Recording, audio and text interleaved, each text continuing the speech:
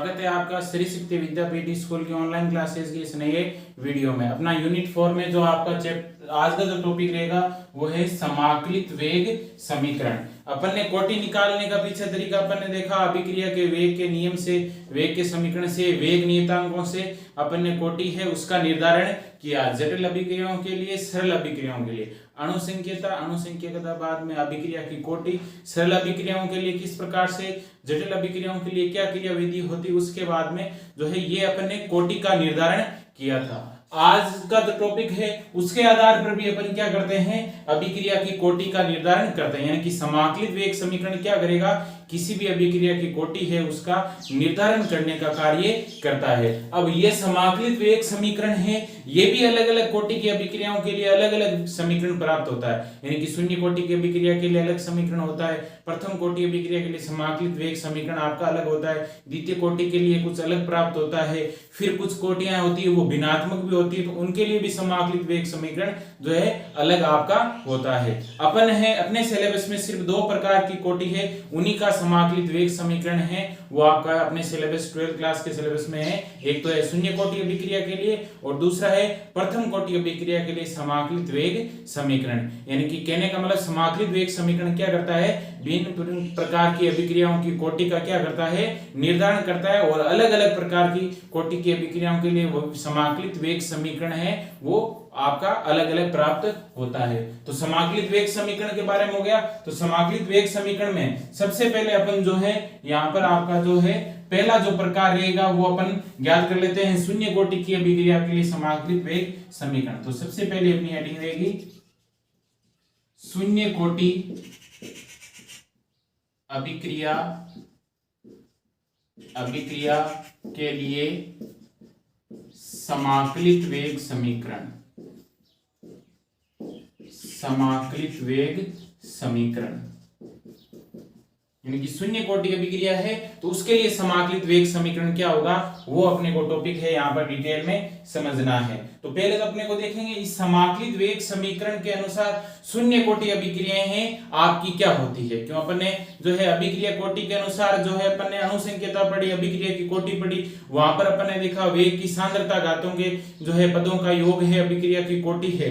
तो अपन समाकलित वेग समीकरण के अनुसार है शून्य कोटि अभिक्रिया है वो किस प्रकार से इसको परिभाषित करेंगे, तो वो आपकी परिभाषा कुछ इस प्रकार से रहेगी कि आपका क्या होता है, जैसे कि नाम से स्पष्ट है शून्य कोटि की अभिक्रिया, तो वे अभिक्रियाएं जिनमें अभिक्रिया का वेग है आपकी अभिकारकों की सांद्रता पर आपका निर्भर नहीं करता है। कौन सी कोटि की अभिक्रियाएं कहलाती है, शून्य कोटि की अभिक्रियाएं। वे रासायनिक अभिक्रियाएं जिनमें अभिक्रिया का जो वेग है जो है आपका किस पर निर्भर नहीं करता है, अभिकारकों की सांद्रता पर निर्भर नहीं करता है। कौन सी कोटि की अभिक्रियाएं कहलाती है, शून्य कोटि की अभिक्रियाएं कहलाती है। तो अपन क्या लिखेंगे इसकी जो है लैंग्वेज, वे अभिक्रियाएं जिनमें अभिक्रिया का वेग है वो आपका क्या होता है, अभिकारकों की सांद्रता पर निर्भर नहीं करता है। तो वे अभिक्रियाएं जिनमें अभिक्रिया का वेग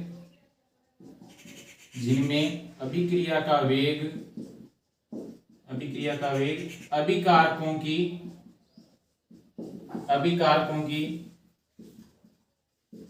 सांद्रता पर निर्भर नहीं करता है, अभिकारकों की सांद्रता पर निर्भर नहीं करता है, शून्य कोटि की अभिक्रियाएं कहलाती है। शून्य कोटि की अभिक्रियाएं कहलाती है। इस कथन को आपको जरूर याद रखना है, शून्य कोटि की अभिक्रियाएं कहलाती है।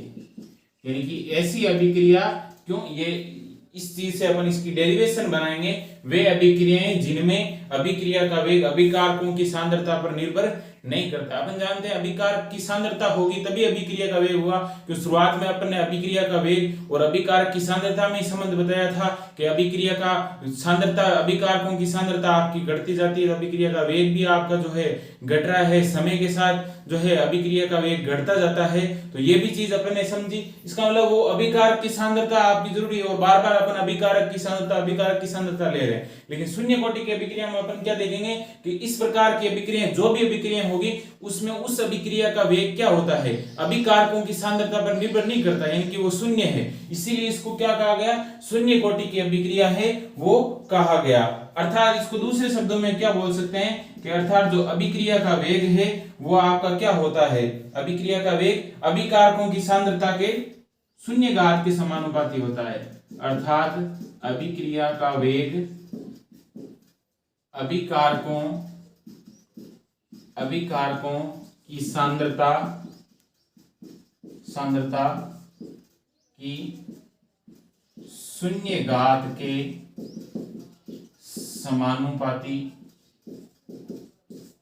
समानुपाती होता है।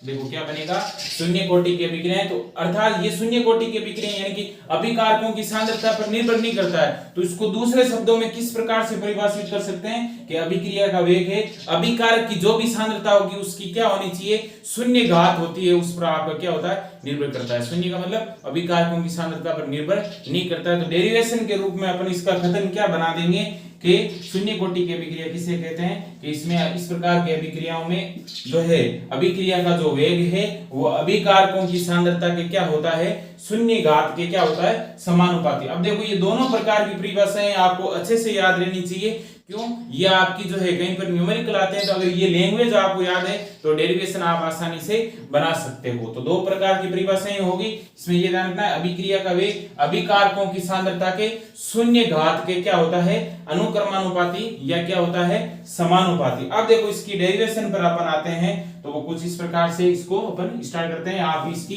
जो है डेरिवेशन है वो इंपॉर्टेंट है। न्यूमेरिकल में अगर आप फॉर्मूला भूल जाते हो, हालांकि ये डेरिवेशन है, पूछने के चांसेस कम ही रहते हैं एग्जाम में, फिर भी इसका अगर आपका कंसेप्ट क्लियर है तो न्यूमेरिकल में आपकी दिक्कत नहीं आती है। मानते हैं अपने पास में कोई अभिक्रिया है,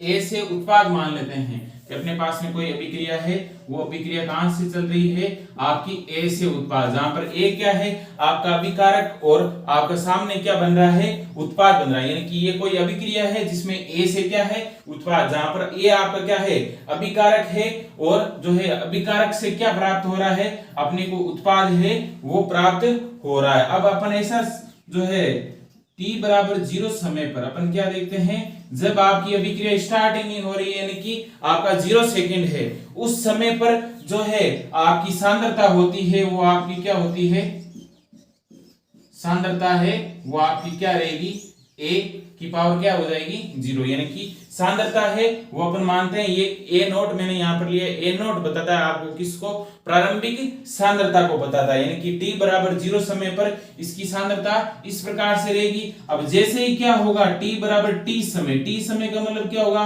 कुछ समय पर, यहाँ पर ये ए नोट बता रहा है, ये प्रारंभिक सांद्रता को बता रहा है। अब t बराबर t समय पे, यानी कि जैसे ही अभिक्रिया होने स्टार्ट हो जाती है, जैसे ही अभिक्रिया होनी स्टार्ट हो जाती है तो अभिकारक से क्या बनने लगता है, उत्पाद है आपका बनने लगता है। अभिक्रिया अभिकारक से क्या बनने लगता है, उत्पाद बनने लगता है। तो t बराबर t समय पर जो सांद्रता है वो आपकी कितनी हो जाती है, मानते हैं वो सांद्रता होगी आपकी a, यानी कि t बराबर 0 समय पर या 0 सेकंड पर वो सांद्रता है वो आपकी प्रारंभिक सांद्रता कितनी होगी, क्यों प्रारंभिक सांद्रता रहेगी a नोट से दर्शा दिया, ठीक है। t बराबर, क्यों ये 0, तो यहाँ पर भी अपन ने 0 क्यों, शून्य कोटि की अभिक्रिया के लिए दे रहे हैं, तो ये सांद्रता इस प्रकार से, हालांकि ये कंसेप्ट रटने की जरूरत नहीं है, लास्ट में जब अपन डेरिवेशन के लास्ट फॉर्मूले पे आएंगे तो ये कंसेप्ट आपको समझ में आएगा। तो t बराबर 0 समय पर सांद्रता a नोट होगी, यानी कि प्रारंभिक सांद्रता, ध्यान रखना है इसको, प्रारंभिक सांद्रता ये क्या है, अंतिम सांद्रता। t बराबर t समय पर, यानी कि जैसे ही अभिक्रिया होनी स्टार्ट हो जाती है, यानी कि 1 second 2 second 10 second 20 second 1 minute, तो t बराबर t समय का मतलब कुछ भी समय हो गया, तो t बराबर t समय पर सांद्रता है वो कितनी हो जाती है आपकी a, ये क्या रहेगी आपकी इसकी अंतिम सांद्रता। अब अपन देखते हैं शून्य कोटि की अभिक्रिया के लिए, शून्य कोटि की अभिक्रिया के लिए, शून्य कोटि की अभिक्रिया के लिए आपका क्या हो जाएगा, शून्य कोटि की अभिक्रिया के लिए अपन इस अभिक्रिया का वेग, अभिक्रिया वेग बोल दो या फिर इसको बोलते हैं अभिक्रिया की दर। शून्य कोटि की अभिक्रिया के लिए तो अपन क्या लिखेंगे, दर बराबर क्या हो जाएगा k और ए की पावर क्या हो जाएगी यहाँ पर ए नॉट, पावर 0 दर्शाओ या इसको ए नॉट बोलते हैं। तो ये होगी शून्य कोटि अभिक्रिया के लिए अपन जो है अभिक्रिया वेग या दर का समीकरण ये लिखते हैं, दर बराबर या वेग बराबर के, और जो है अभिकारक की जो सांद्रता होती है उसको अपन दर्शा देते हैं। अब अपन है शून्य कोटि अभिक्रिया के लिए ये हो गया। अब अपन जानते हैं शुरुआत में जब अपन ने पाठ जो स्टार्ट किया था वहां पर अपन ने अभिक्रिया के वेग का समीकरण है या दर का समीकरण अपन ने निकाला था, जहां पर अभिकारकों की घटती सांद्रता उत्पादों की बढ़ती सांद्रता के बराबर होती है। तो यहाँ पर भी अपन देख रहे हैं अभिकारक की सांद्रता घटेगी, उत्पाद की सांद्रता क्या होगी, बढ़ेगी। अपने को अभिकारक से ध्यान रखना है, अभिकारक की सांद्रता क्या होती है, घटती है। तो अभिकारक की घटती सांद्रता को अपन क्या करते हैं, माइनस का चिन्ह आगे लगा देते हैं। तो उस प्रकार से अपन क्या देखते हैं, वेग नियम बोल दो यहां से, वेग नियम से जो है आपकी दर बराबर, ठीक है, वेग नियम से वेग बराबर दर बराबर आपका क्या हो जाएगा, माइनस का डी ए अपॉन का डी टी। ये आपको शुरुआत में बताया था जब अपन ने अभिक्रिया के वेग, जहां पर अपन ने देखा था अभिकारकों की जो है घटती सांद्रता उत्पादों की बढ़ती सांद्रता, यहाँ पर अभिकारक ये तो इसकी घटती सांद्रता के लिए कौन सा चिन्ह आ जाएगा, माइनस, और डी अपॉन का dt है। अभिकारक की सांद्रता अभिकारक ए है, इसकी सांद्रता को अपन ने यहाँ पर दर्शा दिया। तो वेग नियम से जो दर का समीकरण है इसको समीकरण में 1 देता हूं। वेग नियम से जो दर का समीकरण है वो आपका कुछ इस प्रकार से आता है। तो यहाँ पर अपन देख रहे हैं ये दोनों साइड आपस में बराबर है, तो समीकरण 1 और 2 की ये साइड भी आपस में क्या हो जाएगी, बराबर। यानी कि ये दोनों आपस में बराबर है तो समीकरण 1 और 2 में ये भी आपस में क्या हो जाएंगे, आपके बराबर हो जाएंगे। तो यहां पर मैं क्या लिखता हूं, समीकरण 1 वे 2 से, समीकरण 1 वे 2 से क्या हो जाएगा आपका के ए नोट बराबर क्या हो जाएगा, माइनस का डी ए अपॉन का क्या हो जाएगा डी टी। के ए नोट बराबर में यहाँ पर क्या दर्शाऊंगा, माइनस का डी ए अपॉन का क्या हो गया, डी टी हो गया। अब देखो इस समीकरण को अपन यहां से हल करते हैं, तो हल देखो कुछ इस प्रकार से होगा कि ए नोट बराबर माइनस का डी अपॉन का dt। तो किसी की भी पावर 0 हो, ए नोट बोल दो या शून्य घात है तो शून्य घात होगी, तो किसी की भी पावर 0 हो तो उस 0 का मान कितना होता है, 1 होता है। किसी की भी पावर 0 उसका मान कितना होता है, 1 होता है। तो यहाँ पर क्या बचेगा आपका, सिर्फ क्या बचा, के ए नोट है, इसका मान 1 हो गया। के बराबर क्या हो जाएगा, माइनस का डी ए अपॉन का क्या हो जाएगा डी टी।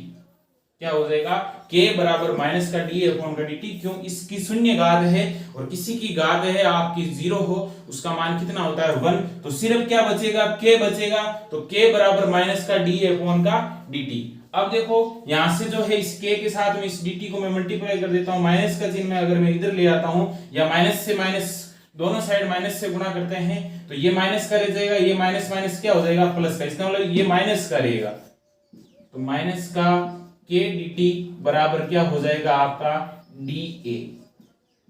ये समीकरण अपने को प्राप्त हुआ। क्यों, ये आपका क्रॉस मल्टीप्लाई हो गया, dt है k से मल्टीप्लाई हो गया, माइनस है वो आपका यहां पर आ गया, या फिर है माइनस को दोनों साइड से मल्टीप्लाई कर दो तो इसका माइनस माइनस ये प्लस हो जाएगा, dA तो प्लस हो जाएगा, और ये जो है प्लस है वो किसका हो जाएगा, माइनस का हो जाएगा।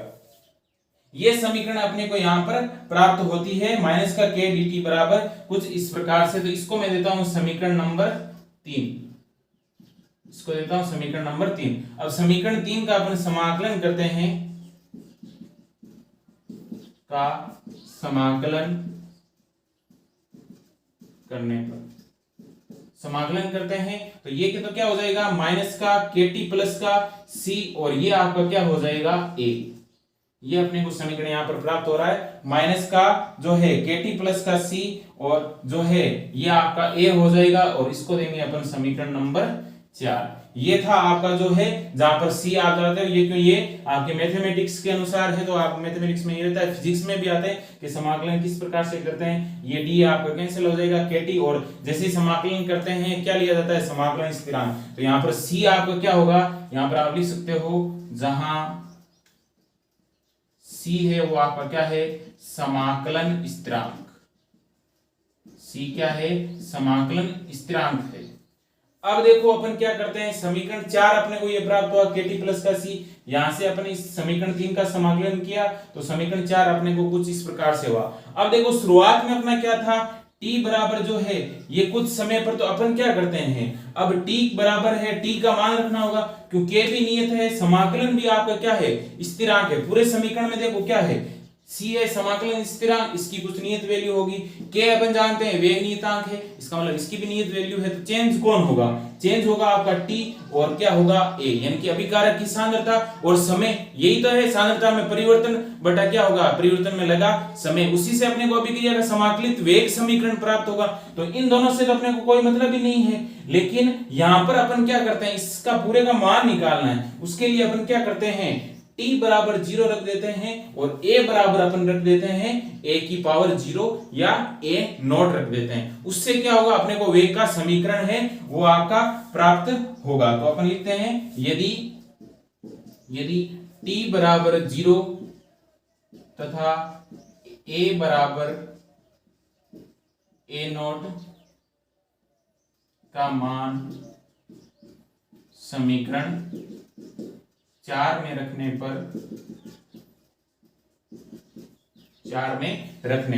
अब देखो यहां से क्या प्राप्त होगा, तो t बराबर में क्या रख रहा हूं 0, तो यहां पर आपका क्या हो जाएगा, माइनस का k इंटू क्या हो जाएगा 0 हो जाएगा, क्यों माइनस का kt प्लस का आपका c है, तो माइनस का k इंटू 0, क्यों t का मान अपन क्या रख रहे हैं 0 रख रहे हैं, प्लस का क्या हो जाएगा c और a की जगह अपन क्या रख रहे हैं, ये जो समीकरण 4 है इसमें a की जगह अपन क्या रख रहे हैं a नॉट, यानी कि इसकी शून्य घात, तो आपका यहाँ पर क्या हो जाएगा a नॉट।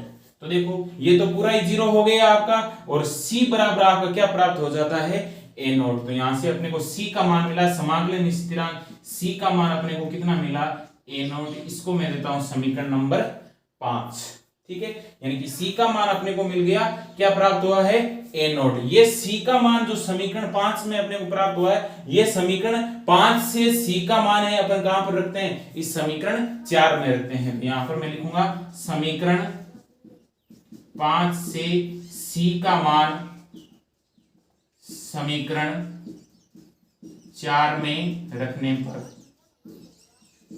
समीकरण 4 में रखने पर, तो देखो अपने को क्या प्राप्त हो रहा है, तो उस पे अपन आते हैं, ये सारे स्टेप एक जैसे ही हैं। अब देखो जो है c बराबर क्या रखना है a नॉट रखना है, कहां पर, समीकरण 5 से समीकरण 4 में, यानी कि c बराबर अपने को क्या रखना है यहाँ पर a नॉट रखना है। तो देखो क्या होगा, माइनस का kt तो है प्लस c का मान क्या रखना है अपने को a नॉट, तो यहां पर मैंने क्या लिखा a नॉट, और बराबर में क्या रहेगा आपका a रहेगा, तो यहां पर मैंने दर्शा दिया a। ये अपने का जो है समीकरण यहां पर आपका प्राप्त होता है।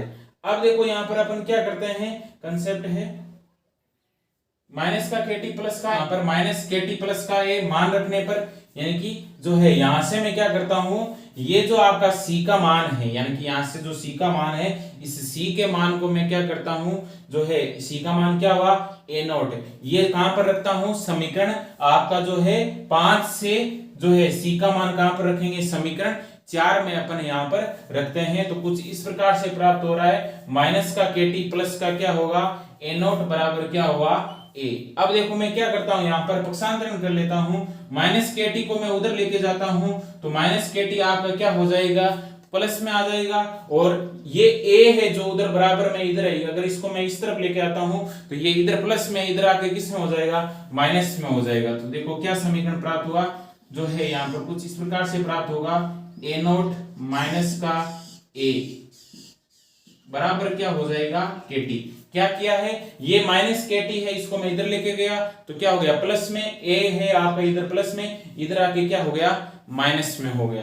तो देखो यहाँ पर क्या होगा, अभी मेरे को मान क्या चाहिए k, अगर जो है k का मान मिल जाए तो यहाँ से मैं निकाल सकता हूँ, क्योंकि वेग नियतांक है, तो आपका क्या होगा k बराबर मैं इधर क्या लिख सकता हूँ, तो k बराबर आपका हो जाएगा a नॉट माइनस का a अपॉन का क्या हो जाएगा t हो गया, ठीक है। t कैसे हुआ कि k के साथ में t मल्टीप्लाई में, लेकिन इधर आके किसमें हो गया भाग में, आप k उधर लिख लो, इसको इस तरफ लिख लो, एक ही तरीका है, कंसेप्ट समझ में आना चाहिए। तो k बराबर हुआ आपका a नॉट माइनस का a अपॉन का t।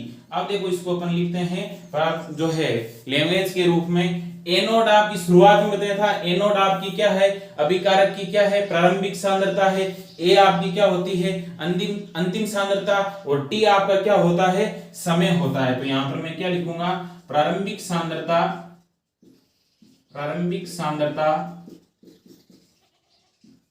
माइनस का अंतिम सांद्रता और बटा क्या हो जाएगा आपका समय।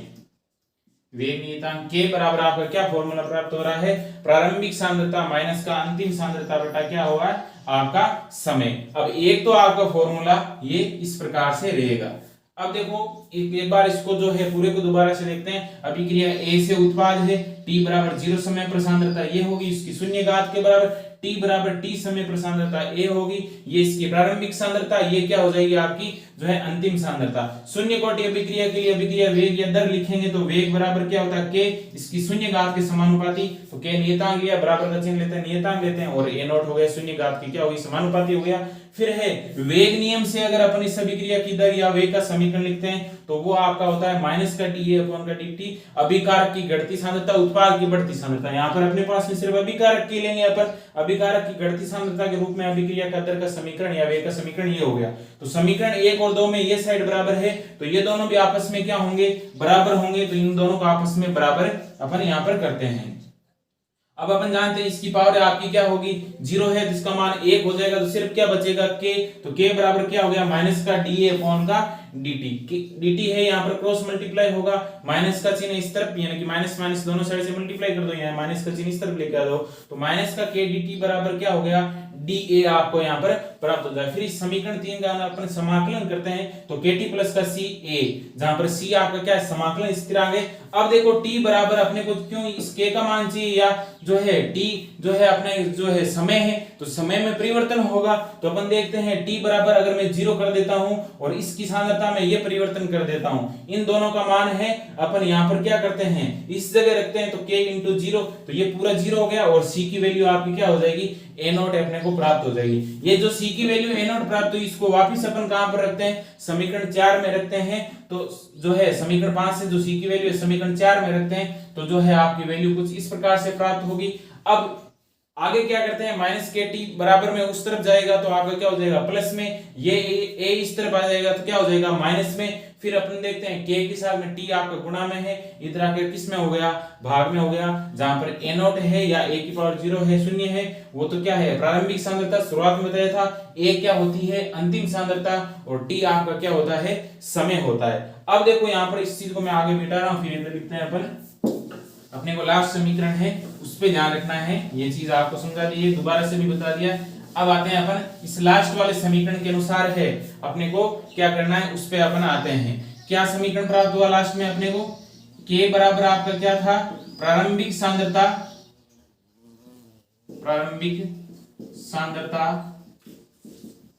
माइनस अंतिम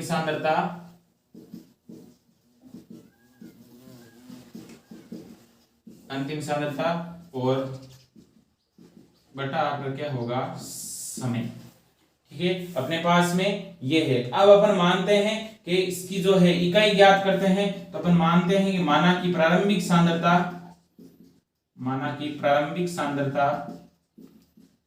सांद्रता अपनी क्या है ए नोट है, तो प्रारंभिक सांद्रता को मैं क्या मान लेता हूं, प्रारंभिक सांद्रता को मैं मान लिया ए मोल लीटर इनवर्स, यानी कि ए मोल, सांद्रता की इकाई क्या होती है मोल प्रति लीटर, अपने जो है अपन मान लेते हैं ए मोल प्रति लीटर है, तो प्रति लीटर है, लीटर को मैं ऊपर लेके आऊंगा तो क्या हो जाएगा लीटर इनवर्स हो जाएगा, यानी कि प्रारंभिक सांद्रता ए नोट को अपन ने क्या मान लिया ए मोल प्रति लीटर है, लीटर को ऊपर लेके आऊंगा, लीटर क्या हो जाएगा इनवर्स। प्रारंभिक सांद्रता आपकी ये ए मोल प्रति लीटर है। अब अंतिम सांद्रता में क्या होगा, अंतिम सांद्रता का मतलब क्या है, अभिकारक की प्रारंभिक सांद्रता ये है, तो फिर अपन देखते हैं जैसे अभिक्रिया होना स्टार्ट होती है, अभिकारक की सांद्रता में क्या होती है आपकी कमी होती है, उत्पाद की सांद्रता में उतनी क्या होती है वृद्धि, यानी कि अभिकारक की सांद्रता जो शुरुआत में आपकी सांद्रता थी उस सांद्रता में क्या होगी, जो कमी होगी वो किसके बराबर होगी, उत्पाद की सांद्रता में वृद्धि के बराबर होगी। तो अंतिम सांद्रता आपकी किसके बराबर हो जाएगी, तथा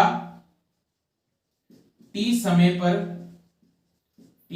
पर जो है आपकी सांद्रता जो होगी, जिसको अपन अंतिम सांद्रता बोलते हैं, t समय पर जो आपकी सांद्रता होगी वो आपकी क्या हो जाएगी, यहाँ पर a बराबर उसको अपन क्या मानेंगे, a माइनस का x। अब देखो a माइनस का x क्यों दस है, क्यों प्रारंभिक सांद्रता में क्या हुई है, कुछ कमी हुई है, वही आपकी क्या होगी उस अंतिम सांद्रता के बराबर होती है। तो ये हो जाएगी a माइनस का x मोल प्रति लीटर इनवर्स है। अब ये हो गया।